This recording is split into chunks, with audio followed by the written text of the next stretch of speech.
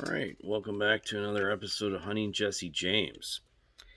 So, the mystery of Jesse James has led to the new declassified files of Jesse James on the mystery of Jesse James has led to the unraveling of one of the largest title and tax fraud cases and investigations in U.S. history, where I accidentally discovered the tax fraud on all the mineral patents issued during the gold rush.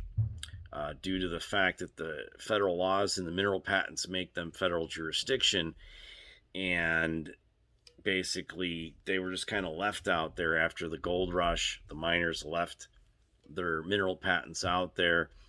These laws and the patents just kind of got overlooked by the county, and the county illegally sold them at some point after assessing taxes illegally.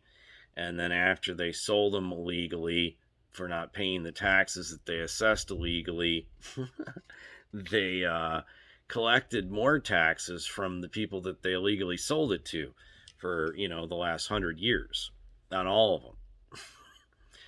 And so this was basically accidentally discovered by myself and confirmed by the Chief of Title Matters of the United States in at the Department of Justice, who verified the tax fraud that led to the title fraud and also possible mortgage fraud on all the mineral patents issued during the gold rush, which was like thousands and thousands of properties all over the western United States, collectively worth trillions and trillions of dollars. So,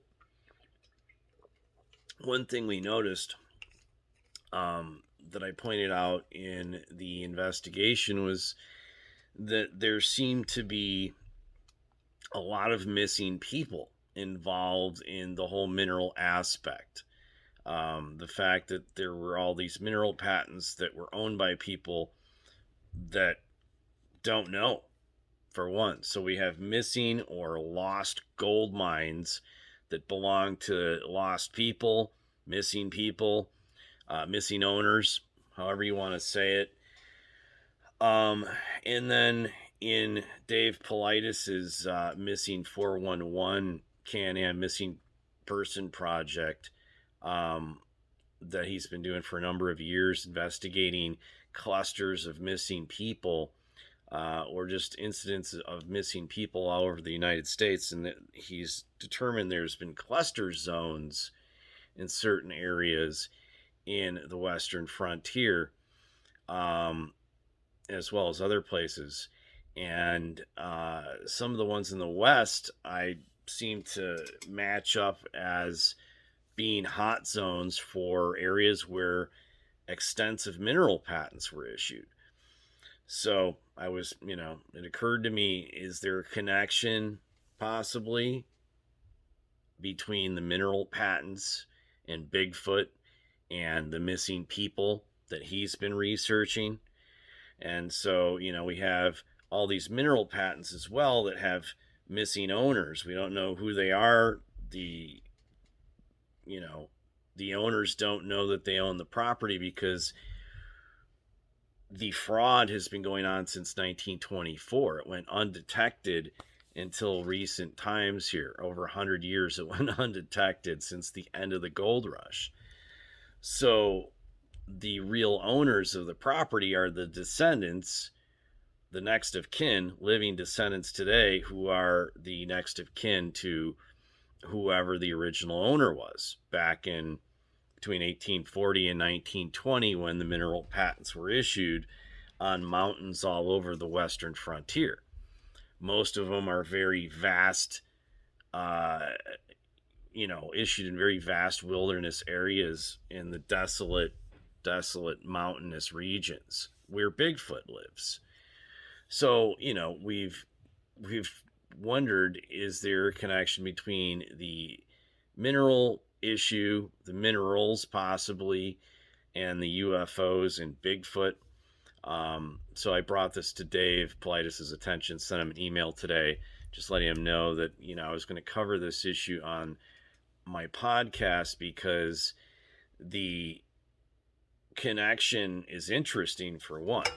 And, I don't know if there is a connection or not for sure, but it is interesting that there's clusters of missing people in the same areas that have been determined to be uh, basically extensive mineral patent areas, and all these properties have also been all these mineral patents have basically been hijacked by the counties with fake chains of title that is going back to the 20s.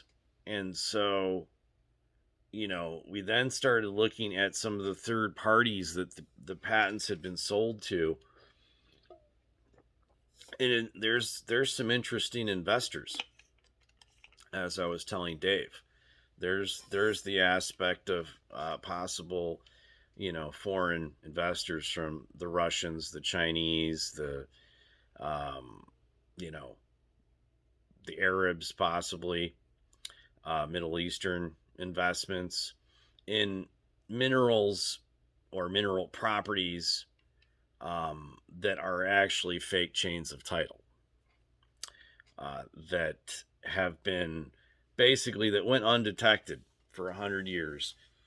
And in that time, Dave has, in his project with the missing Can-Am project, has pointed out cluster zones of missing people in these areas where these patents are.